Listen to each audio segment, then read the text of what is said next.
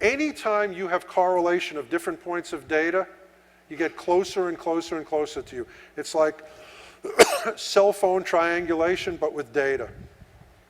Laura Sweeney, amazingly smart woman, took the 1990 census data, which by statute is all anonymous data for the next, I think it's 50 or 60 years.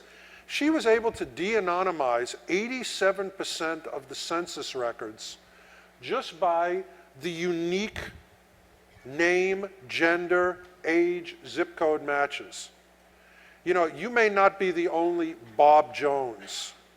You may not be the only 65-year-old guy in zip code 11229. But if I get enough data about you, the sample gets smaller and smaller and smaller until it's a sample of you. I mean, the example that I give when I do the law enforcement seminars, if you've got somebody, you get a description of a bank robber, and you're told it's a 6'8" Chinese tap dancer in Ames, Iowa. There's probably only one. And that's an example of de-anonymizing data. The more information that I can pull in, I don't care if I have your name, I don't care if I have your address, I don't care if I have your social security number or some ultimate identifying data, called identifier, by the way. If I have enough unique data, I can figure out who you are. And my usual audiences are, you know, doubting investigators, so I have to give them, RW stands for real world examples. Thelma Arnold. About 3 years ago, Congress went to all of the search engines and said, we want all your search info. And some people said no, some people went to court.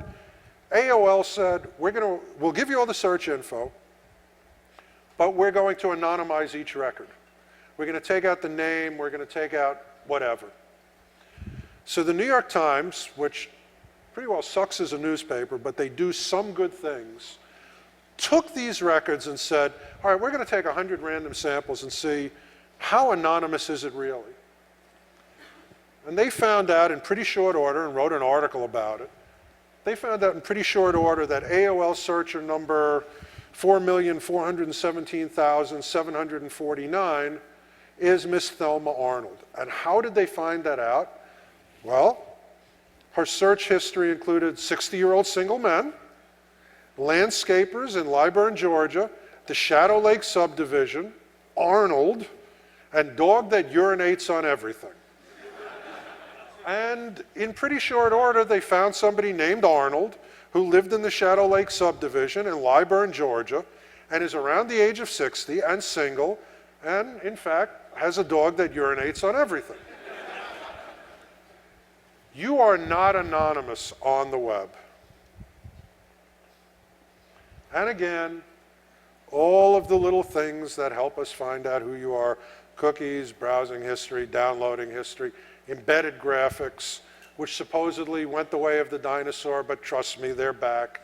Micro pages, those little pages that stay there forever until you close your browser. That little page is allowing that little page's web creator to watch your cookie as it gets bigger and bigger and bigger and more informative. And then right before you log off, it sucks it down. Passwords, personal data, etc. in URL strings and URL strings. How many of you logged onto a website and been horrified to see that the URL that pops up has your email address in it and your password and your name and all of that? Well, all of that goes into the cookie. Okay, this is the real nerd graduate exam. How many people in this room have heard of Nebuator Form? Unbelievable. A lot of the room. Yeah? And for those of you who don't know what it is, it's server-side monitoring. The ad companies that want to know everything there is to know about you, so they can sell you stuff, not because they're, you know, sinister members of the chaos organization, but because they want your money, they want to sell you stuff that you're interested in, are now paying a lot of the big web server companies to let them monitor your packet traffic.